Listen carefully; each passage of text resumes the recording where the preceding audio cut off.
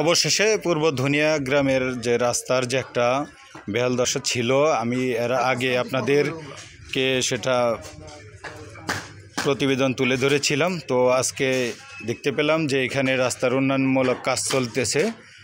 সেই রাস্তার উন্নয়নমূলক কাজের যারা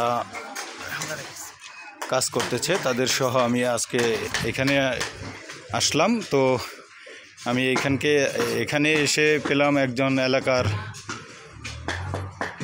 যিনি এই এলাকার বাসিন্দা। তো আসসালামু আলাইকুম।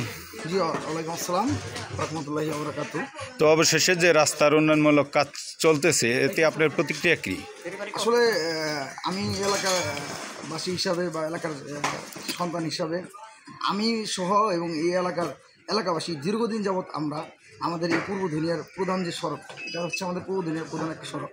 এই সড়কটি মসজিদের সামনের বিশাল একটা বেহাল দুরবস্থা বিদ্যমান। এখানে আপনি নিশ্চয়ই দেখতে পাচ্ছেন যে আমাদের যে ড্রেনেজ ব্যবস্থা, মূল সমস্যাটা ছিল হচ্ছে মূলত ড্রেনেজ ব্যবস্থা নিয়ে, ঠিক আছে। সেখান থেকে রাস্তারও বিশাল একটা দুরবস্থা বিদ্যমান ছিল, ঠিক আছে।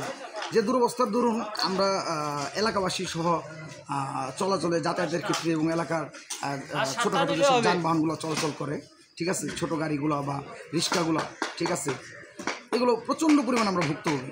তাছাড়া আপনারা মোটামুটি আমাদের এলাকার পার্শ্ববর্তী যারা আছে, ঠিক আছে, সবাই জানে এটা একটা গার্মেন্টস এলাকা, ঠিক আছে। এই এলাকায় স্থায়ী ও অস্থায়ী প্রচণ্ড পরিমাণ গার্মেন্টস শ্রমিক আছে। গার্মেন্টস শ্রমিক সহ আমাদের এই যানবাহনগুলো চলাচলে দীর্ঘদিনই আমরা এই সমস্যার সম্মুখীন হচ্ছিলাম। তো আমাদের পূর্ব ধনিয়া মসজিদের মুসল্লিরাও আমরা এই নোংরা পানি ও রাস্তার দুরবস্থার দরুন খুবই সমস্যায় ছিলাম দীর্ঘদিন যাবৎ, ঠিক আছে। তো ধন্যবাদ জানাচ্ছি আমাদের এই রাস্তার দুরবস্থার কথা চিন্তা করে রাস্তার এবং ড্রেনেজ ব্যবস্থা মেরামতের যে একটা বিশাল উদ্যোগ নিয়েছেন তাকে এবং তাদেরকে আমি আমার অন্তঃস্থল থেকে ধন্যবাদ জানাচ্ছি। আমাদের পাথালি ইউনিয়ন 2 নং ওয়ার্ডের ইউপি মেম্বার হাবিবুর রহমান হাবিব ভাইকে, ঠিক আছে, এবং তার সাথে সম্পৃক্ত এই কাজের সাথে আরও যারা জড়িত আছেন সকলকে আমি আমার অন্তঃস্থল থেকে ধন্যবাদ জানাচ্ছি।